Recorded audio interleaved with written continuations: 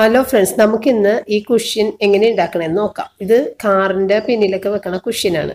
അപ്പോൾ ഞാൻ 2 കുഷ്യൻ കാറിൽ വെക്കാൻ മേടിച്ചതാണ്. ഈ റെഡ് കളറിൽ പിന്നെ ഒരു ബ്ലൂ കളറിലൊക്കെ നിങ്ങളിടയ്ക്ക് കാണൂലേ. അപ്പോൾ അത് ഞാൻ കാറിൽ വെച്ചിട്ട് എനിക്ക് ബാക്കിൽ കാഴ്ചകളൊക്കെ മറഞ്ഞു പോകണം, എനിക്ക് കാണാൻ പറ്റണില്ല. അപ്പോൾ ഞാനതെടുത്ത് വീടിനകത്ത് ഇട്ടതാണ്. അപ്പോൾ അത് വെച്ചിട്ടാണ് അളവെടുക്കുന്നത്. അപ്പോൾ കുറച്ച് പേര് എൻ്റെ അടുത്ത് ചോദിച്ചായിരുന്നു ഈ ഹാർട്ട് ഷേപ്പ് ഉള്ളത് എങ്ങനെ ചേച്ചി തയ്ച്ചെടുത്തതെന്ന്. കാരണം അവർ തെറ്റിദ്ധരിച്ചതാണ്, ഞാൻ തയ്ച്ചതാണെന്ന് തോന്നിയിട്ടുണ്ടാവും. ഞാൻ വേറെ പില്ലോൻ്റെ കൂട്ടത്തിൽ വെച്ചപ്പോൾ ഞാൻ തയ്ച്ച പില്ലോയാണെന്ന് പറഞ്ഞപ്പോൾ അവർക്ക് തെറ്റിദ്ധരിച്ചിട്ടുണ്ടാകും ഇതും ഞാൻ തയ്ച്ചതാണ്, ഇത് വാങ്ങിയതാണ്.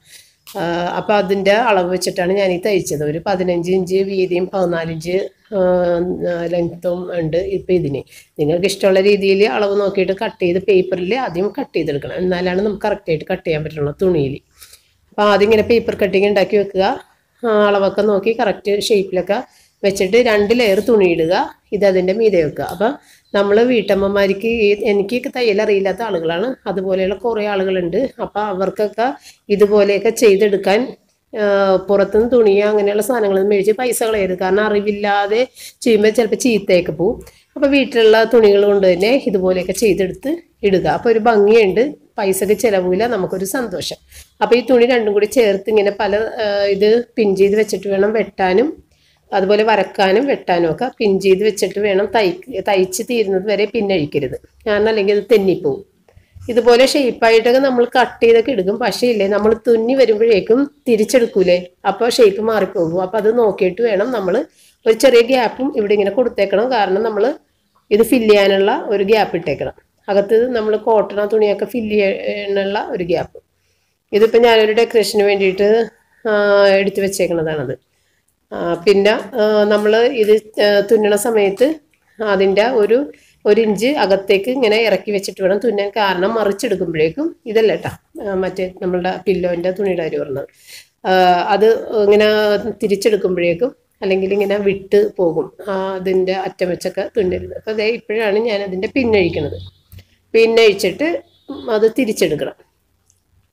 തിരിച്ചെടുത്തു കഴിഞ്ഞാൽ ഞാനിപ്പോൾ ഇതിനകത്ത് കോട്ടൺ നിറക്കാനായിട്ട് എൻ്റെ കയ്യിൽ കോട്ടണൊന്നുമില്ല, ഞാനിട്ട് പൈസ കൊടുത്ത് മേടിച്ചിട്ടുമില്ല. അപ്പം നിങ്ങൾക്ക് കോട്ടൺ വേണമെങ്കിൽ കോട്ടൺ മേടിച്ച് നിറക്കാം.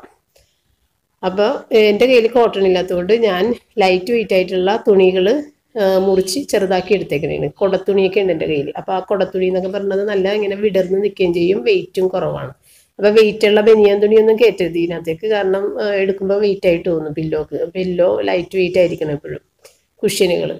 അപ്പോൾ നിങ്ങൾക്ക് സ്ക്വയറിലാണെങ്കിൽ നിങ്ങൾ സ്ക്വയറിൽ ചെയ്താൽ മതി കേട്ടോ. അപ്പോൾ കുറേ ഈസി ഉണ്ട്.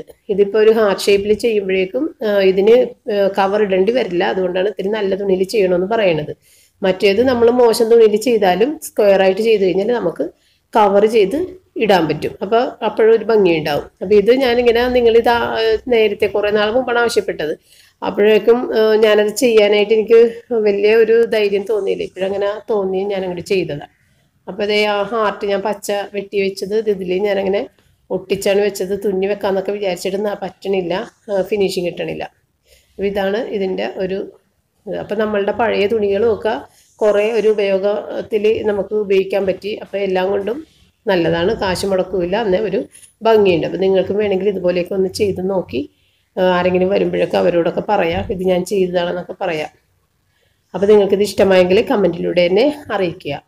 സബ്സ്ക്രൈബ് ചെയ്യാത്തവർ സബ്സ്ക്രൈബ് ചെയ്യാനും ആ ബെല്ലൈക്കണിൽ ഒന്ന് പ്രസ് ചെയ്തേക്കണം, എന്നാലേ നിങ്ങൾക്ക് നോട്ടിഫിക്കേഷൻസ് കിട്ടുള്ളൂ. Thank you.